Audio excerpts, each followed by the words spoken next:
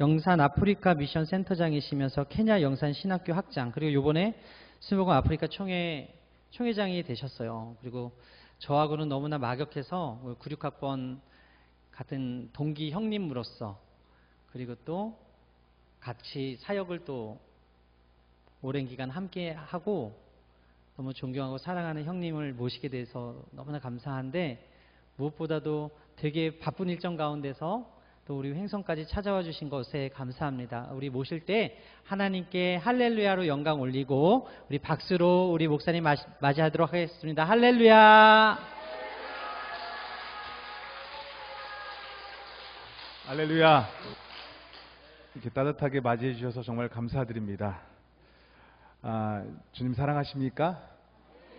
우리 옆에 분들과 함께 인사 나누겠습니다. 하나님이 당신을 사랑하십니다. 하나님이 여러분들을 사랑하십니다. 아멘. 오늘 귀한 아침에 귀한 찬양, 우리 성가대 찬양의 큰 은혜를 받았습니다. 귀한 찬양 감사드리고요.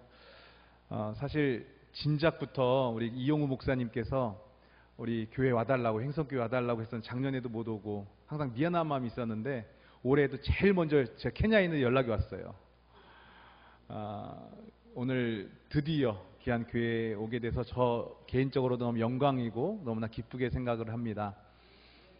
우리 이용우 목사님과는 벌써 안지 30년이 됐습니다. 30년 동안 변함없이 대학교 1학년 때부터 함께 공부하고 군대 갔다 오고 졸업하고 대학원 가고, 지금은 같은 하나님의 일을 하고 있지만 위치가 다른 곳에서 하나님의 부르심대로 사역을 하고 있습니다. 제가 지금 케냐 선교 이제 15년 차 선교사가 되었는데, 제가 처음 여의도 순복음교회에 전도사 사역을 시작할 수 있었던 것이 우리 이용우 목사님께서 저를 불러주어서 첫 사역을 같이 하게 되었습니다. 그것이 벌써 20년 전 이야기인데, 또 귀한 목사님께서 또 여의도 순복음 횡성교회 또 담임 목사님으로 오셔서 또 귀한 목회를 할 수 있게 된 것이 참 큰 영광이고, 제 개인적으로도 이 교회가 저 처음 방문했지만 왠지 정이 가고, 또 우리 성도님들이 정말 처음 보는 분들이 같지가 않고 그냥 가족 같습니다. 너무나 감사드리고, 저는 케냐에서 사역하고 있고요. 처음 선교 나간 것이 2002년도였어요. 대학교 군대를 다녀온 이후에 복학을 했는데, 20대 때 나라를 위해서도 2년 2개월, 당시에는 26개월이었는데 나라를 위해서도 2년 2개월을 나라를 위해서 바쳤는데, 하나님을 위해서 내가 무엇을 할 수 있을까 고민하다가 막연하게 1년의 시간을 떼어서 아프리카 케냐로 1년 동안 단기 선교를 가게 되었습니다. 제 친구와 함께 갔는데, 그 친구가 지난주에 왔던 우리 니제르 손정원 선교사 있죠? 그 친구랑 제가 2002년도에 1년 동안 아프리카 케냐에 아는 사람은 없지만 메일 한 통 써서 그곳에 계셨던 선교사님과 연결이 되어서 1년 동안 무작정 선교를 떠났고, 그곳에서 한 것은 없습니다. 선교사님 가방 들어드리고, 선교사님 차 운전해드리고, 선교사님 가시는 사역지마다 따라다니면서 그냥 기쁨조가 되어드렸어요. 정말 많은 1년 짧은 시간이었지만 참 많은 일들이 있었습니다. 현지인에게 쫓겨나기도 하고 교회를 뺏기기도 하고, 그런 모습을 직접 눈으로 보기도 하고, 그 자리에서 무릎 꿇고 눈물 흘려 함께 기도했던 그런 시간들이 있었는데, 1년의 시간을 마치고 한국으로 돌아오는 그 비행기 안에서 하나님께 기도를 드렸습니다. 하나님께서 만약 허락하신다면 10년 안에 장기 선교사가 되어서, 풀타임 선교사가 되어서 다시 이 땅에 오기를 원합니다. 하나님께 기도드렸는데 하나님께서 그 기도를 들으시고 결혼을 한 이후에 두 아이를 데리고, 첫째와 둘째, 저에겐 3명의 자녀가 있는데 오늘은 2명만 왔어요. 2호는 지금 다른 교회에서 고등부 예배에 참석하고 싶다고 해서 못 오고 1호와 3호가 같이 왔는데, 첫째와 둘째 아들 둘을 데리고 무작정 케냐로 갔습니다. 근데 가서 보니까 정확하게 정말 2011년도에 갔으니까 2002년도에 기도드렸던 것이 하나님께서 기도를 들으시고 정확히 10년 만에 케냐에 다시 선교사로 나가게 되었습니다. 여러분, 우리가 하나님께 기도드릴 때 무작정 하나님께 기도드리지만 우리 하나님 아버지께서는 그것을 마음에 두시고 기억하시고 그것을 응답해 주시는 우리 아버지 되십니다. 요셉이 꿈을 꾸고 형들에게 꿈을 막 얘기했을 때 성경의 창세기 보니까 형들은 시기하되 아버지 이스라엘 야곱은 마음에 간직해 두었다라고 말씀하고 있습니다. 우리가 하나님의 꿈을 선포하면요, 주변 사람들은 시기할 수 있고 질투할 수 있습니다. 그런데 우리 하나님 아버지는 그것을 마음판에 두시고 정확한 하나님의 때에 응답해 주시는 하나님이심을 믿으시기 바랍니다. 저는 너무 은혜 많이 받으시나 봐요. 네. 저는 오늘 여러분과 함께 하나님이 행하신 모든 일이란 제목으로 함께 은혜를 나누기를 원합니다. 한번 따라해 볼까요? 하나님이 행하신 모든 일. 조금 전에 우리가 함께 선교 영상을 보았는데 이 모든 일은 제가 한 것이 아니라 정말 순간순간 그 선교지에서 역사하셨던 하나님께서 하신 모든 일들이신 것입니다. 이 선교 주간을 맞이해서 이제 4주간에 걸쳐서 이제 선교사님들이 오셔서 이제 선교지의 이야기와 함께 우리가 또 선교의 비전을 품게 되었잖아요. 자, 그렇다면 우리가 선교에 대해서 조금 더 이해할 필요가 있다고 생각합니다. 예수님께서 십자가에 달리시기 전에 감람산에 다니셨을 때 제자들이 나와서 예수님께 이렇게 질문을 합니다.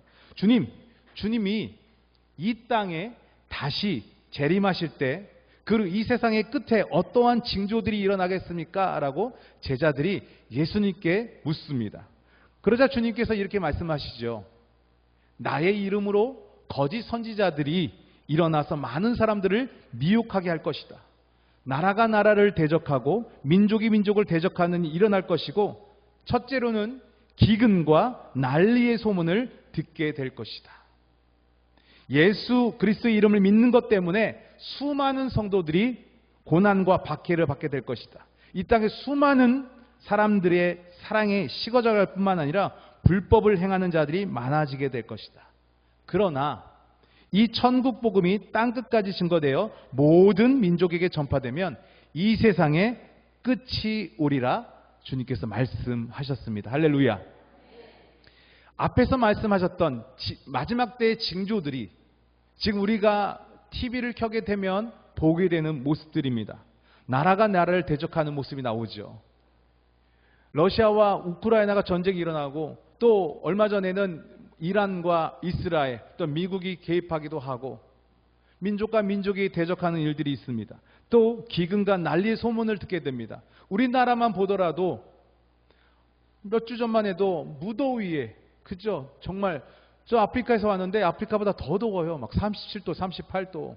근데 갑자기 이번 주부터는 비가 어마어마하게 연일 역대 최대 100년 만에 150년 만에 항상 보는 뉴스가 그렇죠. 이 한국뿐만이 아니라 아프리카도 마찬가지예요. 몇 년 전에는요 1년 동안 비가 3차례도 안 온 적이 있어요. 기근. 또 우리 코로나 시간을 지나면서 전염병을 보게 되었잖아요. 정말 이 마지막 때에 나타날 징조들이 이것이 실제인가 할 정도로 우리가 눈으로 보게 되는 것이죠. 그런데 제일 중요한 것이 있는데 마지막 주님께서 재림하실 때에는 천국 복음이 땅 끝까지 증거되며 모든 민족에게 전파되면요 그제야 끝이 온다라고 예수님께서 말씀하셨습니다. 그렇다면 이 마지막 때 징조들이 다 나타나고 있는데 이제 남은 것이 하나 딱 있습니다. 그것은 뭐냐면 그렇다면 과연 천국 복음이 예수님의 복음이 어디까지 전파되었는지 여러분들 궁금하지 않습니까? 이 연구, 이게 통계를 보니까는요, 1974년도에 조사한 것이 있더라고요. 1974년도에 조사한 것을 보니까 이 세상에는요, 민족과 종족과 부족이 총 2만 4천 개로 되어 있다고 합니다. 몇 개요? 2만 4천 개의 부족과 민족과 종족으로 되어 있대요. 그런데 1974년도에는요. 그의 50%인 1만 2천 개의 부족에게 천국 복음이 이미 전파된 거예요. 남아있는 1만 2천 개의 부족이 이제 시간이 흐르면서 최근에 조사한 결과를 보니까는 이제 200부족 몇 개 남지 않았다는 거예요. 지금은요, 인터넷 시대로 저 아프리카 오지에도요, 인터넷이 터집니다. 인공위성으로요, 인터넷이 터져요. 저 마사이 부족, 케냐의 마사이 부족들 아시죠? 사자 때려잡는 부족들. 거기도 그 사람들도 조그마한 스마트폰을 사용해요. 이 이야기는 뭐냐면 이제 예수 그리스도의 복음이 더 쉽게 빠르게 전파될 수 있다라는 거예요. 유튜브라든지 SNS라든지 페이스북, 인스타그램 막 이런 것들로 막 전국 복음이 막 전해지고 있어요. 여러분, 주님 곧 오십니다. 주님 오시는데 우리가 어떻게 그것을 기다리고 준비하고 있느냐가 중요하다라는 것입니다. 그 날과 그때와 그 시는 아무도 알 수 없지만 어린 양으로 오신 우리 주님은요, 만왕의 왕, 만군의 주님으로 반드시 오십니다. 저와 여러분들이 슬기로운 다섯 처녀처럼, 지혜로운 다섯 처녀처럼 기름을 준비하여서 신랑 맞이할 수 있는 저와 여러분들이 되시기를 주님의 이름으로 축복드립니다. 저는 아프리카 케냐라는 곳에서 15년째 사역을 하고 있습니다. 여러분, 케냐라는 나라를 어떻게 알고 계십니까? 케냐는 아프리카에 있고요. 우리 어린 친구들도 있는데 케냐 하면 동물의 왕국. 우리 어린 친구들이 되게 좋아할 거예요. TV를 딱 켜게 되면 동물의 왕국이 나오잖아요. 그곳 촬영한 곳이 어디냐면 케냐예요. 케냐의 마사이 마라라는 공원이 국립공원이에요. 그리고 탄자니아 바로 옆에 붙어있는 세렝게티라는 국립공원이 있습니다. 그곳이 바로 케냐가 위치해 있는 거예요. 동물들이 많이 있습니다. 가끔씩은요, 제가 운전하다 보면요, 기린이 옆에 막 뛰어다니고요. 몇 년 전에 제가 진짜 운전하다가 기린을 칠 뻔했어요. 가끔씩 한국에는 운전하다 보면 차에 처 죽는 강아지도 있고 고양이가 있는데 케냐는요, 스케일이 다릅니다. 막 하이에나가 막 죽어 있고요. 뭐 원숭이는 뭐 말할 것도 없이 많이 있고요. 동물의 왕국이에요. 그런데 이 사파리로 유명한 케냐이기도 하지만, 아름다운 자연 환경을 갖고 있는 케냐이기도 하지만, 그 이면에는요, 빈곤과 교육 부족과 정치적인 부패, 그리고 종교적인 이슬람과 기독교가 함께 공존하면서 갈등이 심한 나라이기도 합니다. 그리고 또 정치적인 불안은요, 많은 사람들의 삶을 위협하고 있습니다. 이러한 상황 가운데에서도 하나님의 복음은 살아서 역사하고 있고 놀라운 부흥의 열매들이 맺혀지고 있습니다. 제가 아까 보여드렸던 영상의 첫 장면이 영산 미션 센터라는 곳입니다. 저는요, 저 영산 미션 센터를 중심으로 해서 사역하고 있는데, 첫 번째는요, 신학교 사역을 하고 있어요. 케냐는요, 많은 목회자들이 있지만 50%가 넘는 사람들이 신학 교육을 받지 않고 그냥 하루아침에 목회자가 돼서 사역을 하는 경우가 상당히 많이 있습니다. 그러다 보니까 잘못된 복음과 잘못된 교리를 전하는 경우가 상당히 많이 있고요. 이단으로 빠지기도 하고 사이비 종교로 전락해버리는 경우가 상당히 많이 있습니다.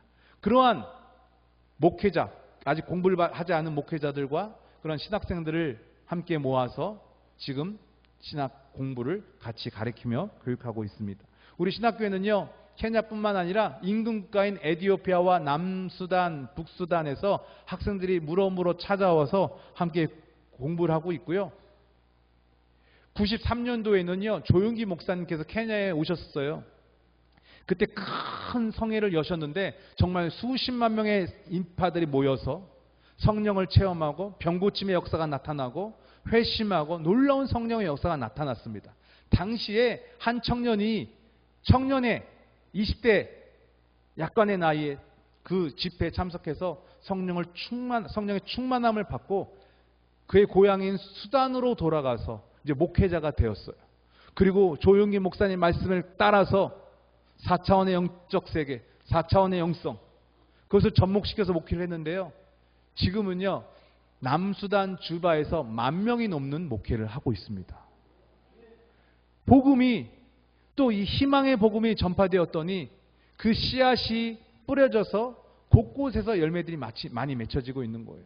그래서 그 교회를 통해서 우리 학교에 신학생들이 찾아와서 함께 공부를 하고 있고, 저는 또 그 학생들이 우리 학교를 마치면 다시 본국으로 돌아가서 그들의 고향으로 돌아가서 계속해서 사역을 할 수 있도록 현지인 제자들을 세우는 사역을 하고 있습니다. 두 번째 사역은요, 이 졸업생들을 중심으로 해서 교회 개척을 시키고 있습니다. 현재 케냐에 23개의 교회를 개척했고 그 가운데 6개의 교회를 건축했는데 그 6개의 교회가 지금 자립이 되어서 지금 사역을 하고 있습니다. 세 번째는요, 어린이 사역을 하고 있습니다. 이곳에도 우리 어린이들이 있는데 케냐에는요, 많은 어린이들이 있습니다. 근데 처음 저희가 갔을 때 이 어른들이랑 같이 예배를 이렇게 드리잖아요. 근데 어린이들은 저 구석에 쪼그리고 앉아서 같이 예배를 드려요. 어른 예배 2시간, 3시간 동안. 그런데 좀 다른 풍경이 있다면 예배 시간에 떠들기라도 한다면 선생님이 회초리를 가져와서 가차없이 때려요. 근데 이 아이들이 집에를 가지 않아요. 왜냐면 집에 가봤자 할 게 없어. 그리고 교회가 제일 재밌는 곳이에요. 근데 왠지 교회 안에서 약간 짐짝처럼 느껴지고 교회에서 천덕꾸리기처럼 느껴지는 그 모습이 참 보기 안 좋았습니다. 그리고 케냐 교회가 어린이들에겐 별로 관심이 없는 거예요. 그래서 저희가 어린이 교회를 시작했는데 그뿐만 아니라 어린이 전문 사역자들을 키우면서 그들을 함께 교육시키고 있습니다. 또 하나의 사역은 구제 사역입니다. 학교에 갈 수 없는, 학비가 없어서 갈 수 없는 친구들에게 학비를 지원해서 계속해서 교육을 받을 수 있도록 돕고 있고, 아까 영상에서 보셨듯이 물이 없는 지역에 우물을 파서 그들이 함께 나눌 수 있도록 돕고 있습니다. 한 가지 간증을 나누자면, 저것은 아까 영상에서 우리 우물 보셨죠? 우리 신학교를 졸업한 한 졸업생이, 아무리 제가 봐도 이 친구는 목회를 할 상이 아니야. 그래서 야, 너의 비전을 다시 한번 기도해 보자 해서 함께 그와 함께 같이 마음 먹은 게 뭐냐면, 그의 고향으로 돌아가서 기독 학교를, 초등학교를 조그맣게 한번 시작해 보자. 그래서 이 친구를 이제 교육 전문 대학교에 전문 대학원에 보내고 마친 다음에 10년 전에 조그맣게 학교를 시작했어요.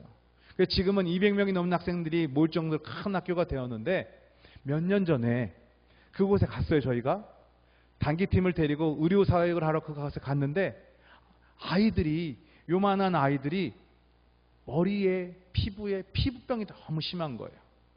머리에는 곰팡이균이 있어서 하얗고, 그리고 눈을 보니까 청소년들이 대부분 다 충혈이 돼 있고 시력을 점점 잃어가고 있는 거예요. 그래서 한국인 의사 선교사님한테 물어봤더니 이것은 수인성 질환으로 물이 너무나 더러워서 피부병이 걸리고 이 팔이 알을 눈에 까가지고 시력을 잃어가고 있다는 거예요. 그래서 하나님, 이 지역에 우물을 좀 파주기를 원합니다. 그런 마음이 계속 있었어요. 근데 결정적으로 우리 학교의 한 학생이, 이제 그 아이들이 물이 이제 수도가 없으니까 강을 바짝 말라 있는 모래만 있는 그곳에 땅을 2m, 3m 파면요, 흙탕물 이만큼씩 고입니다. 그러면 그걸 이제 바가지를 떠오는 거예요. 근데 낮에는 너무나 더우니까 밤이나 새벽에 이 아이들이 5km, 10km 바깥에 있는 곳에 가서 물을 길러와요. 요만한 아이들이 길러와요. 근데 어느 날 새벽에 이 아이가 물을 길러오다가 그만 하이에나에 물려 죽게 되었습니다. 그 얘기를 듣고 제가 너무나 마음이 아파서, 아니 너무나도 당연한, 물이라는 것은 너무나 우리에게 당연한 것인데 이 아이가 그 물이 없어서 그만 죽게 됐다는 소식을 듣고 너무 마음이 아팠어요. 근데 우물을 하나 팔려면 상당히 돈이 많이 들어가요. 막 3천만 원, 4천만 원 들어가요. 왜냐하면 200m가 넘게 파야 되니까. 그래서 제가 이 여의도 수목에 있는 굿피플에 이제 프로포저를 내서 케냐에 출장을 오셨길래 그곳에 제가 직접 모시고 가서 보여드렸더니 너무나 참담한 모습을 보시고 드디어 몇 년 동안 계속 노력한 끝에 이번에 저 우물을 파게 되었습니다. 이 물을 통해서 그 마을 주민뿐만 아니라 우리 학생들이 물을 마시고 또 쉴 수 있게 되었고 가축들까지 그 물을 사용할 수 있게 되었습니다. 제가 오늘 말씀의 제목을 하나님이 행하신 모든 일이라고 했잖아요. 이 우물이 돈만 있다고 해결되는 것이 아니에요. 그것도 수맥을 잡아서 물을 파는데 이 드릴링을 해서 200m, 250m 땅을 파잖아요. 분명히 수맥으로는 물이 많이 있다라고 잡히는데 직접 파보면 물이 안 나오는 경우가 있고 마실 수 없는 물일 수가 있고요. 석회질이 너무 심해서 사용할 수 없는 물이 될 수도 있어요. 근데 한번 물을 잘못 파게 되면 손해보는 것이 500만 원에서 막 600만 원, 700만 원 그냥 한순간에 날아가는 거예요. 그때마다 하나님의 도우심을 구할 수밖에 없습니다. 아무리 재정이 있다 하더라도, 경험이 있다 하더라도, 지식이 있다 하더라도 하나님이 도와주시지 않으면요 아무것도 할 수 없는 것이 선교지의 현실입니다. 우리 삶 가운데도 마찬가지이죠. 우리가 이 세상을 살아가면서 우리 아버지 되신 그 하나님이 우리를 돕지 않으시면요 우리는 하루도 살아갈 수 없는 연약한 존재라는 것입니다. 오늘 이 아침에 우리 하나님께 우리 연약함을 내려놓고 우리를 긍휼히 여겨주시고 우리를 불쌍히 여겨달라고 기도하는 저와 여러분들 되시길 바랍니다.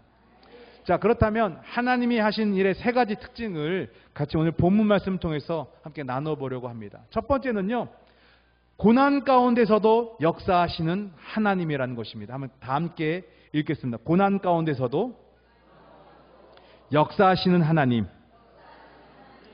사도행전 14장 19절을 보니까 유대인들이 안디옥과 이고니온에서 와서 무리를 충동하니 그들이 돌로 바울을 쳐서 죽은 줄로 시내로 끌어내치니라. 바울은요 루스드라에서 돌에 맞아 죽을 뻔했습니다. 그러나 하나님은 그들을 다시 일으켜 세우셨고 그 복음의 사역이 계속 이어질 수 있도록 하나님께서 붙들어 주셨습니다. 여러분, 고난은요 우리 사역의 끝이 아니라 하나님의 영광이 시작되는 순간임을 믿으시기 바랍니다. 제가 선교사로 케냐에서 사역하는 내내 그러한 위협과 방해와 물리적 어려움이 분명 있었습니다. 그러나 그때마다 하나님께서 회복시켜 주셨고 더 그 큰 문을 열어 주셨다라는 것입니다. 아까 우물 팠던 그 지역은요 제가 있는 나이로비로부터 한 200km 이상 떨어져 있는 곳입니다. 차량으로 한 4시간 정도 가야 되는데 그곳은 참 너무 열악해요. 1년에 비가 몇 차례 내리지 않고 케냐 정부로부터도 약간 버려진 땅 같은 그러한 곳입니다. 그런데 그 지역에 또 하나의 특징이 있다면 그곳은 교회가 많이 없어요. 왜 없냐면 주술사들이 아시죠? 주술사 무속인들이 너무나도 많이 있어요. 그 지역에는. 그래서 이 주술사들이 너무나 판을 치다 보니까 그 지역의 사람들이 악한 영에 눌려 있어요. 그래서 그 누구도 선뜻 목회를 하려고 하지 않고 교회를 세우려고 하지 않아요. 왜냐하면 주술사들의 권위가 목회자들보다 더 위에 있는 거예요. 어떤 일이 있으면 목회자들도 주술사들한테 가서 묻는 거예요. 내가 어떻게 해야 됩니까? 그 정도로 눌려 있어요. 그런데 우리 교회가 아니라 아까 기독 초등학교를 세웠다고 했잖아요. 그러니까 주술사들이 너무 싫은 거예요. 선교사와 연결된 현지인 교장이 우리 신학교를 졸업했으니까 전도사죠.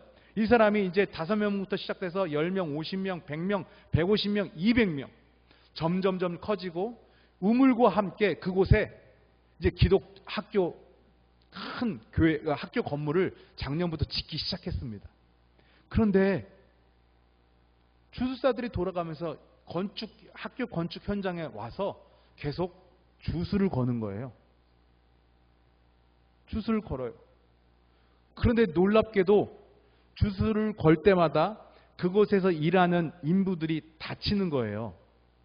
못에 찔려서 병원에 실려가기도 하고 긴 가시나무에 머리가 찔려서 또 병원에 실려가기도 하고 인부 몇 명이 아파서 열이 심하게 나니까 나오지 못하고 그러니까 사람들이 점점점 더 공포에 휩싸이는 거예요. 심지어 우리 교장이었던 이 전도사까지 전화가 왔어요. 미셔너리 이상해. 이상하다는 거예요. 와서 좀 기도 좀 해달라고 하는 거예요. 이번에 제가 케냐 나오기 전에 한 4월 달쯤에 제가 그곳에 급하게 갔습니다. 근데 이른 아침에 출발해서 거기에 딱 도착을 했는데 정문 앞에 큰 나무가 있어요. 근데 그 나무에 뱀 2마리가 2m가 넘는 뱀 2마리가 매달려 있는 거예요. 그래서 내가 이 뱀이 뭐냐 그랬더니 어젯밤에 우리 학교를 계속 돌아다녀서 잡아서 죽여놨다는 거예요. 근데 제가 케냐에서 사역하는 동안에 어떤 얘기를 참 많이 들었냐면 주사들이 주술을 걸면 뱀이 그렇게 나타난대요. 근데 이 주사들이 뱀 푸는 게 아니라 진짜 뱀들이 나타나는 거예요. 근데 저도 뱀을 봤지만 보통 케냐 뱀은 짧아요. 근데 이거는 2m가 넘는 제가 봐도 정말 무서운 독사가 있더라고요. 저도 소름이 돋더라고요. 정말 악한 영이 역사를 하는구나. 그래서 그날 찬양하고 열심히 그곳에 있는 인부들과 학교 선생님들과 교장 선생님과 함께 열심히 기도했습니다. 제가 그때 뭘 느꼈냐면 여러분 우리가 평상시에 성령 충만함 받아야 되고 늘 보혈 찬양 불러야 되고 하잖아요. 근데 진짜 그런 상황 가운데 맞닥뜨렸을 때 내가 준비되어 있지 않으면 그 어떠한 무기도 사용할 수 없는 거예요. 그 악한 영에 늘 수밖에 없는 거예요. 그런데 우리 주님의 이름은 능력이 있습니다. 믿으십니까? 우리 주님의 보혈은 능력이 있습니다. 보혈 찬양을 하고 방언으로 기도하고 입술로 선포하고 야고보서의 말씀처럼 마귀를 대적하라. 그리하면 너희를 피하리라.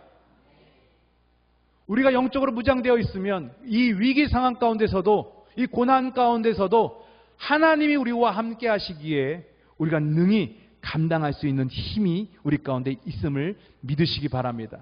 마태복음 28장 18절에 하늘과 땅의 모든 권세를 내게 주셨으니 할렐루야. 그 악한 영 가운데도 이 주사들도 하나님의 권위 안에 권세 아래에 있는 약한 연약한 존재라는 것입니다. 우리가 무장되어 있지 않으면 그들은 더욱더 발악할 것이고 우리를 더 영적으로 짓누르고 우리를 더 공격할 것입니다. 그런데 우리가 입술을 열어 선포하게 되면 예수 그리스도의 그 이름, 예수 그리스도의 그 보혈, 할렐루야. 우리가 입술을 열어 선포할 때 악한 영은 떠나가게 되어 있습니다. 그랬더니 우리 교장 선생님 얼굴이 바뀌기 시작하는 거예요. 정말 이 공포에 휩싸여 있던 이 사람이 얼마나 자유함을 얻게 되었는지. 또 하나는 이번 1월 달에 단기팀이 왔어요. 근데 10대부터 70대까지 한 교회에서 우리 동기 목사가 있는데 개척 한 6년 정도 된 그런 교회인데 처음으로 케냐 단기 선교로 온 거예요. 이제 권사님 2분이 70 넘으신 권사님 2분이 생전 처음으로 여권을 만드셔서 여행 오시 케냐 선교했던 거예요. 이 권사님들이 그러셨어요. 저희가 이 청년들이랑 가서 뭘 할 수 있을까요? 저희가 무슨 도움이 되겠습니까? 이렇게 말씀을 하고 오셨어요. 그런데 이 지역에 갔는데 갑자기 신방 요청이 온 거예요. 한 아이 5명의 아이가 있는데 그 엄마가 귀신이 들린 거예요. 주사가 그 집에 주스를 걸었는데 엄마가 주스를 받고 미쳤습니다. 그래서 아이들을 굶기고 집 안에만 이 오물들 각종 가축들의 똥들이 범벅이 되어 있고 그 주변의 사람들이 이 가정을 아무도 돌보지 않는 거예요. 그래서 긴급하게 단기팀과 함께 와서 기도를 해달라는 하는 거예요. 그래서 갔더니 진짜 세상에 집이 엉망이고요. 아이들은 학교도 다니지 못하고 굶어 있고 엄마는 정신이 나가서 막 소리 지르고 그 광경을 보면서 이 권사님 2분이 우리 순복음 스타일로 이 엄마의 등을 때리면서 예수의 피 막 때리는 거예요. 그래서 저는 약간 걱정되더라고요. 저거 폭력으로 또 이게 경찰에 끌려가는 게 아닌가. 이 권사님 2분이요 엄마를 계속 등을 두드리면서 막 불로 하면서 기도를 했는데 엄마가 이제 정신이 돌아오게 된 거예요. 저는 할렐루야. 그래서 그 지역의 치프를 불러서 이 아이들을 어떻게 학교를 다시 보내고 이 집을 어떻게 우리가 도울 수 있을까 그와 함께 의논하고 이 엄마가요 막 소리 지르고 정말 얼굴이 정말 얼굴이 괴상할 정도로 이상한 표정을 지었는데 자유한 평안함을 얻게 되었습니다. 저는요, 더 큰 은혜가 뭐였냐면 이 권사님 두 분이었어요. 선교 오면서 한번 보세요. 70평생 한 분은요, 칠순 잔치로 자녀들이 보내준 거예요. 좋은 유럽도 있고요, 뭐 동남아도 있고 편안하게 쉴 수 있는데 처음 여권 만들어서 간 나라가 단기 선교 케냐였던 거죠. 그러면서 이분들이 과연 내가 무엇을 할 수 있을까 생각했는데 이 모습을 보면서 너무 고생되고 먼지도 마시고 힘들었지만 하나님이 이 애 엄마를 위해서 우리를 여기까지 보내주셨구나. 얼마 지난주에 뵀는데요, 아직도 그것을 잊지 못하고 간증을 하시더라고요. 하나님께서 주신 은혜가 크다는 거예요. 여러분, 우리가 영적으로 깨어있을 때 그 위기 상황 가운데 우리는 반드시 승리할 수 있습니다. 두 번째는요, 교회를 세우시고 제자를 세우시는 하나님이라는 것입니다. 사도행전 14장 21절에 보니까 복음을 그 성에 전하여 많은 사람을 제자로 삼고 루스드라와 이고니온과 안디옥으로 돌아가서 23절에 계속 읽습니다. 각 교회에서 장로들을 택하여 금식 기도하며 그들이 믿는 주께 그들을 위탁하고, 바울과 바나바는 복음을 전할 뿐만 아니라 제자를 세우고 교회를 조직했습니다. 그 과정 가운데서 하나님의 손길이 있었습니다. 이 복음이라는 것은 사람을 변화시키고 공동체를 세우는 것, 이건 사람의 일이 아니라 하나님의 역사라는 것입니다. 하나님은 현지인 사역자를 통해서 지역교회를 세우시고요, 자립시키시고 그들이 다음 세대를 이끌어가는 제자가 되기를 원하십니다. 저도 케냐에서 신학교 사역을 통해 목회자들을 훈련시키고 하나님이 사람을 세우는 역사를 체험하고 있습니다. 아까 전에 우리 영상 가운데 무슬림 목회자 목사 안수식, 아까 영상 잠깐 보셨나요? 막 뜨겁게 찬양하고 제가 함께 찍었는데 이제 모자이크 처리한 사진 있잖아요. 이것도 지난 4월 달의 일입니다. 이곳은요, 에티오피아와 소말리아 접경 지역이에요. 제가 있는 나이로비에서 800km 정도 떨어진 가장 먼 곳입니다. 케냐에서. 그리고 비행기가 없고 자가로 운전해서 가야 되는데 12시간 이상이 걸리는 곳이에요. 그리고 상당히 위험한 지역입니다. 왜냐하면 그 지역은 과격단체들, 이슬람 과격단체들이 활동하고 있고 현지인들조차도 잘 가려고 하지 않아요. 90% 이상이 다 무슬림들이에요. 근데 이곳에서 열심히 사역하셨던 한국인 선교사님이, 이분에게는 전에부터 이 이슬람, 무슬림 지역에 있는 고등학생들을 한 명씩 전도하고 회심시켜서 저희 신학교에 몇 년 전부터 한 명씩 보내셨어요. 그리고 졸업해서 저는 그 지역으로 다시 보내고, 근데 이 선교사님에게는 그 지역에, 이슬람 그 지역에 이 선교사님이 현상금이 걸려있는 사진이 붙어 있었어요. 이 선교사를 잡아오면 얼마를 주겠다. 이렇게 사역하시던 선교사님이 2년 전에 그만 뇌종양이 있으셔서 치료를 거부하고 그곳에서 하늘나라에 가셨습니다. 근데 돌아가시기 전에 그곳에 사역을 계속해야 되니까 아들, 30대 중반인 아들, 영국에서 열심히 잘 살고 있는 아들을 부르신 거예요. 아들아, 나를 이어서 너가 이곳에 와서 사역을 했으면 좋겠다. 근데 그 아들에게도 뇌종양이 똑같이 있었어요. 어차피 죽게 될 거, 하나님의 일을 하다가 죽게 되면 죽으면 좋지 않겠냐? 근데 이 아들이 순종하고 다 내려놓고, 영국의 좋은 회사 다 내려놓고 3살 된 아이와 젊은 아내와 함께 그 지역에 사역을 했습니다. 그러던 중에 작년 8월 달에 이 알샤밥이라고 하는 이슬람 무장단체가 내려와서 이 아들 선교사와 사모와 그다음 방문 중이었던 장모님 3살짜리 4명을 납치해 가려고 하는데, 이 3살짜리가 엄청 우니까 아이와 엄마는 내버려둔 채 이 젊은 선교사와 장모를 데리고 소말리아로 들어갔습니다. 그래서 지금까지 사실 소식이 없어요. 얼마 전에, 한 달 전에 유튜브에 올라온, 소말리아에서 올라온 유튜브를 보니까 아직 살아있고 계속해서 협상을 아마 한국 정부가 하는 걸로 알고 있습니다. 여러분 생각나실 때마다 기도해 주시기 바랍니다.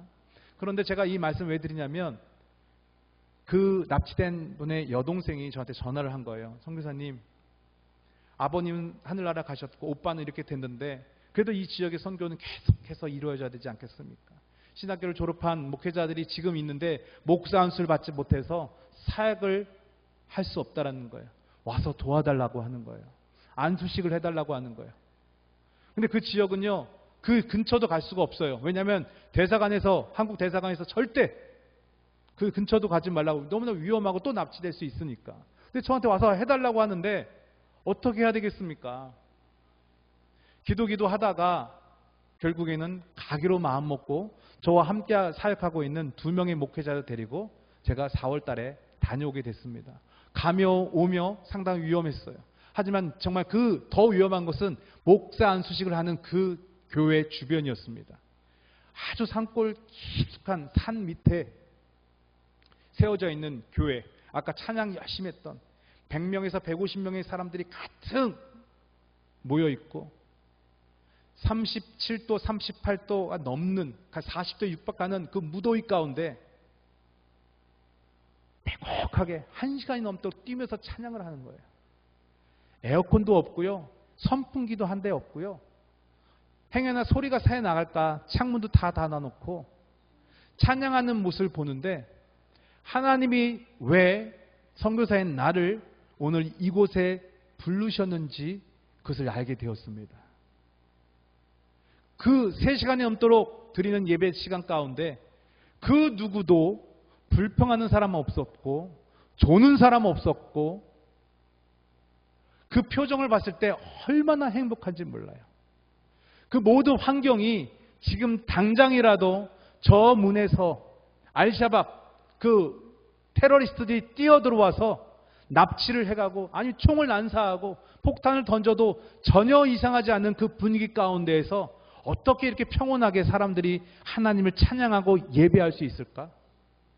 온몸이 땀이 젖어서 흠뻑 젖어서 땀 냄새가 나고 아프리카 사람들이 특유의 암 냄새가 진동하고 있지만 저는 불평할 수 없었습니다. 비록 보기에는 가난하고 헐벗고 몸에서 냄새도 나고 못 배운 것 같고 가진 것 없는 그 사람들이지만 하나님이 보시기에는 가장 부유한 자였고 가장 진실되게 예배하는 자들이었습니다.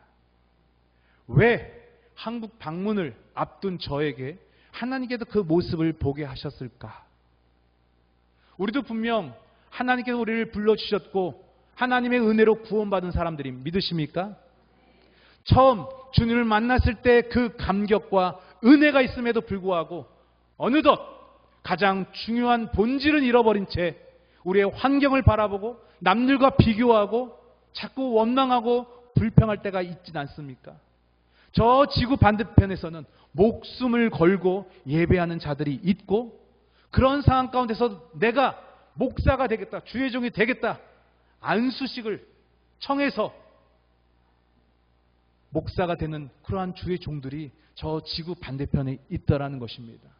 오늘 이 아침에 우리의 삶 가운데에서도 처음 주님을 만났을 때 그 감격, 그 첫사랑이 회복되는 귀한 주일 아침 되시기를 주님의 이름으로 소원드립니다. 내가 암만 많이 가졌어도 내가 아무리 많은 경험이 있고 지식이 있고 사회적 지위가 있다 할지라도 하나님 보시기에 하나님이 원치 않는 삶을 살고 있다면 우리는 가장 불쌍한 자들입니다. 언젠가는 주님 앞에 서게 될 것인데 과연 그때 우리가 주님 앞에 어떠한 말로 평가받고 어떻게 칭찬받고 어떻게 주님 오실 날을 준비하며 기다리는지 그런 엄청난 차이가 있습니다. 오늘 이 아침에 우리의 첫사랑이 회복되기를 주님의 이름으로 소원드립니다. 마지막 세 번째는요, 믿음의 문을 여시는 하나님이십니다.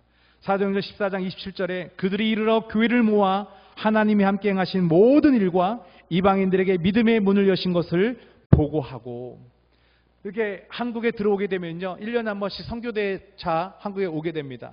한국에 오게 되면 참 좋습니다. 참 기다려져요. 왜냐하면 한국에 오게 되면 왠지 제 어깨에 짓눌리고 있었던 그런 무게, 짐들, 선교지에서의 사역의 짐들이 있잖아요. 부담감이라는 것이 있습니다. 왜냐하면 케냐는요, 많은 사람들이 너무나 어렵기 때문에 선교사에게 전화 걸면 다 도와달라는 거예요.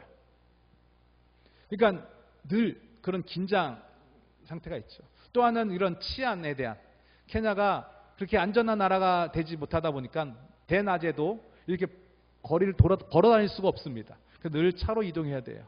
그리고 늘 안전한가? 또 밤에도 그런 긴장감이 있어요. 가족들이 있으니까. 근데 한국에 딱 오게 되면 그냥 마음이 놓여요. 내 나라 이 조국, 마음껏 물을 사용할 수도 있고, 전기가 끊길 걱정도 하지 않아도 되고, 인터넷이 끊길 염려도 없고, 마음껏 음식 사 먹을 수 있고, 주문할 수 있고, 사랑하는 가족들을 만날 수 있잖아요. 너무나 행복해요. 그런데 가장 저에게 있어서 한국이 가장 기다려지고 좋은 것은 뭐냐면, 이렇게 오늘 본문 말씀처럼요, 하나님이 함께 행하신 모든 일과 이방인들에게 믿음의 문을 여신 것을 보고하고, 선교사의 사명은요, 사역 가운데 현지에서 사역하는 것도 있지만 가장 중요한 것은 그 하나님께서 역사하셨던 이방인들에게 믿음의 문을 여신 것을 파송한 교회와 나를 위해서 기도하고 있는 이 교회의 본국에 와서 함께 나누는 것, 보고하는 것까지입니다. 그런데 이것을 함께 나눌 수 있는 귀한 강단을 허락하신 하나님, 귀한 담임 목사님께 저는 감사할 수밖에 없는 거예요. 이것을 통해서 외롭게 사역했던 저 선교지의 일들을 함께 나누고, 여러분들이 집중해서 들어주시고 아멘 아멘 하시고, 또 나중에 함께 기도해 줄 수 있는 귀한 기도의 동역자가 될 수 있기 때문입니다. 선교지에서 사역할 때마다 늘 느끼는 것은 나는 아무것도 할 수 없다라는, 그건 겸손이 아니라 진짜 할 수 있는 것이 없더라고요. 고린도전서 3장 6절에서 7절에 보니까 너무나도 우리가 잘 아는 말씀입니다. 나는 심었고 아볼로는 물을 주었으되 오직 하나님께서 자라나게 하셨나니. 할렐루야. 선교사인 저는요, 그냥 심는 것까지입니다. 또 뒤에서 기도로 물질로 후원하신 분들은요, 물 주는 것까지입니다. 근데 중요한 것은 오직 하나님께서 자라나게 하셨다라는 것입니다. 그런즉 심는 이나 물 주는 이는 아무것도 아니로되 오직 자라나게 하시는 이는 하나님뿐이니라. 할렐루야. 제가 한 가지 간증만 하고 마칠게요. 저 시간 괜찮아요? 평소에 우리 목사님 길게 하셔서 적응되셨죠? 간증 하나만 하고 말씀을 마치겠습니다. 주일날 현지 교회에, 아까 우리 젖소 보셨죠? 젖소. 여기가 또 횡성이 이렇게 소의 도시잖아요. 그죠? 한우의 도시로 알고 있는데, 한 번은 대관령과 같은 우리 제자교회가 있어요. 우리 함께 예배를 드리는데 성도 3분의 1 정도가 엄마들, 여자 집사님들이 우르르 예배 중간 설교 시간에 나가는 거예요. 그래서 제가 저 성도들은 어디 가냐고 우리 담당 목회자한테 물어봤더니 오후 1시에 이 마을에 우유를 수거해 가는 큰 트럭이 지나간다는 거예요. 그래서 저기 나가시는 분들은 주인집 소를 키우고 우유를 짜서 그 우유를 이제 갖다 줘야 된다는 거예요. 너무 저는 마음이 아픈 거예요. 그럼 안 나가는 사람들이 뭐냐? 자기 소를 갖고 있는 사람들, 그 일을 하지 않는 사람들. 예배도 마음껏 드릴 수 없는 환경이 참 마음이 아팠습니다.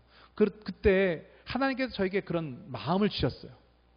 너가 첫 술 한번 나눠주면 어떻겠니? 하나님 저한테 그런 마음을 주시는 거예요. 근데 그 예배 시간 때 제가 이렇게 광고했습니다. 그때가 5월 첫째 주였는데, 여러분 제가 곧 한국을 가는데, 그게 2018년도예요. 제가 곧 한국을 가는데 한국을 다녀와서 여기 가장 가난한 가정 3가정을 선발해서 젖소를 무료로 나눠주겠습니다. 단 첫 번째 소는 이제 첫 번째 열매죠. 새끼를 얻게 되면 젖을 뗄 때쯤 교회에 반납을 해 주십시오. 그게 조건이었어요. 그리고 우리 목회자한테 가장 가난한 가정 3가정을 적어달라고 했어요. 그랬더니 우리 목회자가 딱 저한테 줬는데 무려 20가정을 적어서 준 거예요. 믿음으로. 얼마나 제가 부담이 됐겠어요. 아무리 계산기를 두들겨 봐도 20마리는 되질 수가 없는데 참 내가 항상 믿음에 대해서 입을 넓게 열라고 4차원의 영성에 대해서 가르쳤더니 이렇게 적용을 할지 몰랐어요. 아무튼 이렇게 한국에 들어와서 설교하고 또 후원도 받고 강사비도 받고 젖소 큰 소는 비싸니까 송아지 젖소는 150에서 200만 원 정도 하더라고 큰 거는. 근데 송아지는 한 80만 원 정도 한다는 거예요. 그래서 3마리를 사서 어려운 가정, 새 가정을 선발해서 젖소를 무료로 분양했습니다. 교회가 축제가 됐어요. 왜냐하면 젖소를 받는다는 거는요, 거의 한국으로 치면 아파트 한 채를 받는 것과 같아요. 평생 벌어서 살 수가 없으니까. 근데 제가 이 소식을 한국에 있는 몇몇 분들한테 제가 나누었습니다. 당시에. 근데 제 선교지 소식을 딱 들었던 어떤 분이, 저를 잘 알지도 못한 분이 메일이 한 통 왔어요. 선교사님, 제가 선교사님의 글을 읽는데 감동이 와서 제가 젖소 7마리를 헌금하고 싶습니다. 가능할까요? 아니 이런 걸 왜 물어봐. 가능하지요. 7마리를 값을 보내줘서 7마리 소를 사러 갔는데 젖소를 파는 그 농장 주인이 왜 자꾸 소를 사러 오냐는 거예요. 그래서 2차에서 어려운 가정들에 나눠주려고 합니다. 그랬더니 언제 이 조그만 송아지를 키워서 새끼를 낳고 하냐는 거예요. 자기도 하나님이 있는 사람인데 캐나 사람이 좋은 일 하고 싶습니다. 큰 소를 송아지값만 받고 팔겠다는 거예요. 그래서 할렐루야. 젖소 7마리를 사서 교회 앞마당에 이제 묶어놓고 주일 예배 후에 나눠주기로 했습니다. 근데 갑자기 토요일 날, 그 전날이죠.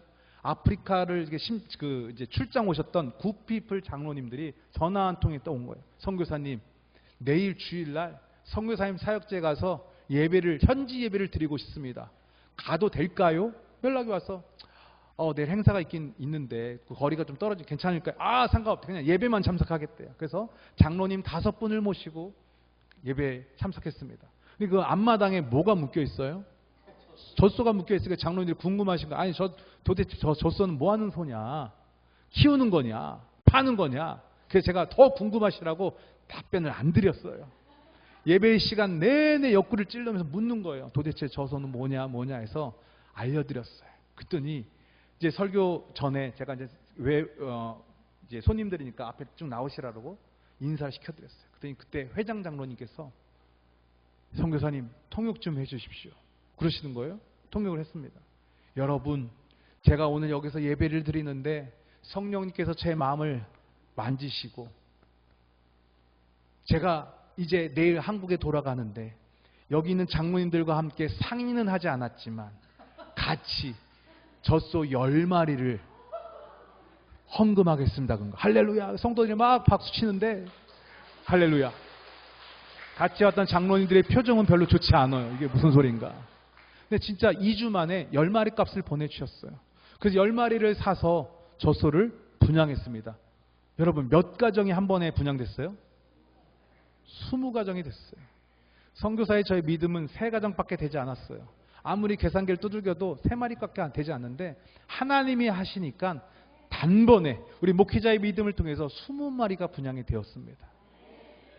여러분, 이 젖소 한 마리의 우유가 하루에 20리터가 나와요. 여기 역시 소가 많아서 별로 놀라지 않으시네요. 다른 데 갔으면 우와 하는데 이 젖소 한 마리에 그 집이 일어나 다 먹고 남은 거 내다 팔고 학교를 보낼 수 있는 거예요. 그 첫 열매를 교회에 반납하면 다음 가정에 또 분양하고 그 다음부터 나온 새끼는 그 집 거가 되는 거죠. 계속해서 스스로 자립할 수 있는 그 교회가요, 헌금이 늘어서 자립이 됐고 교육관을 지었고요. 우리 우리 담임 목회자 신방용 조그만한 자동차도 샀어요. 그리고 작년에 이 교회를 통해서 3개의 교회를 더 개척했어요. 하나님이 하시는 일은요, 놀랍습니다. 그런데 갑자기 전염병이 돈다는 거예요. 잘 아시죠? 광우병. 또 기도, 하나님 이 지역만큼 이 젖소는 어떻게 정말 성금으로 산 건데 지켜달라고 아무런 한 마리의 피도 입지 않고 지나가게 되었습니다. 새끼를 낳게 되면 암컷이 나와야 돼요? 수컷이 나와야 돼요? 근데 암컷이 나와요? 수컷이 나와요? 모르잖아. 이건 우리의 영역이 아니에요. 저는 수컷도 젖이 잘 나오는지 알았어요. 젖 쏘니까. 근데 수컷은 우유가 안 나오더라고요. 또 기도하는 하나님 암컷 나오게 해달라고. 근데 놀랍게도 80% 이상이 암컷이 나옵니다. 한 번은 2년 전인가 3년 전인가 우리 교회 여자 성도 신방에 갔는데 집은 되게 허름한데 그 집 옆에 시골집이니까 소우리가 한 마리 깨끗하게 소우리가 지어져 있는 거예요. 소는 없어. 이게 어떻게 된 거냐 했더니 이 여자 집사님이 믿음으로 소를 받을 것을 알고 믿음으로 지었대. 소우리를 먼저 지은 거예요. 그래서 제가 또 물어봤어요. 이 집사님은 몇 번째냐? 그랬더니 56번째래. 근데 놀랍게도 그 해에 그 여자 집사님까지 분양이 되었습니다. 제가 또 그것을 통해서 배운 것이 있어요. 이 여자 믿음 좋은 여자 집사님을 통해서 그 앞에 번호까지 덩달아 축복을 받더라고요. 응답을 받더라고요. 여러분 우리가 이 순복음 여의도 순복음 횡성교회 이름으로 함께 모여서 신앙생활 하잖아요.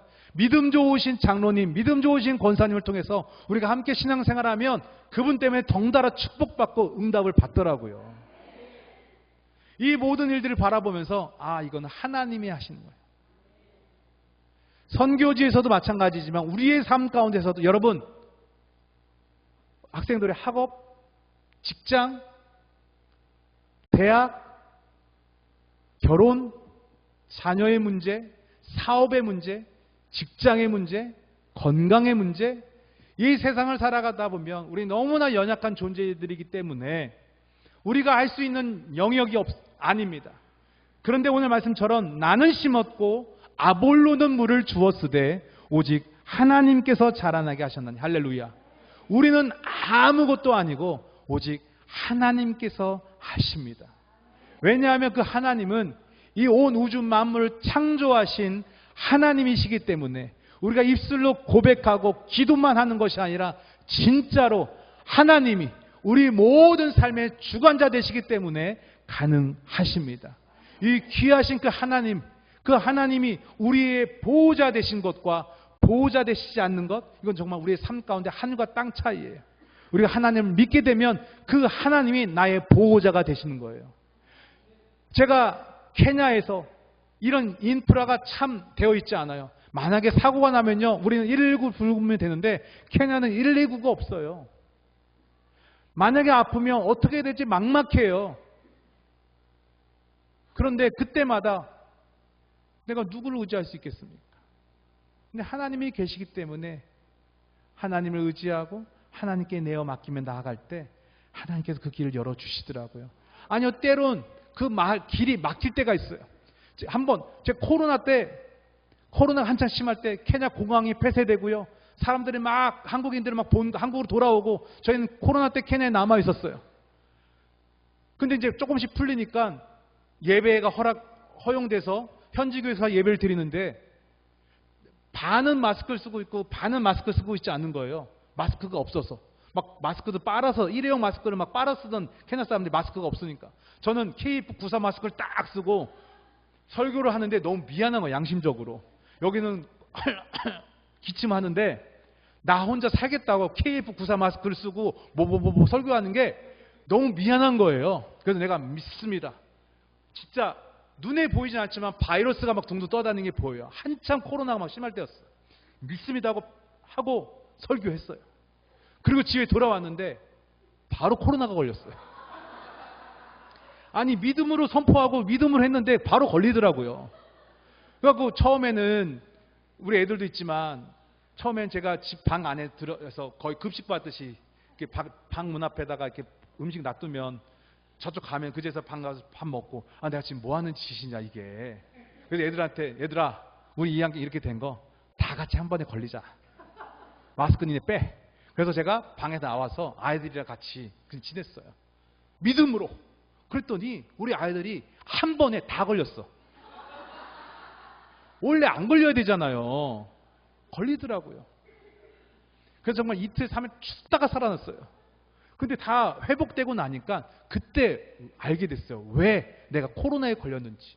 주변에 선교사님들 가운데 이제 코로나 걸려서 정말 생사를 왔다 갔다 하신 분들이 있는데 이분들을 모시고 병원에 갈 사람이 없는 거예요.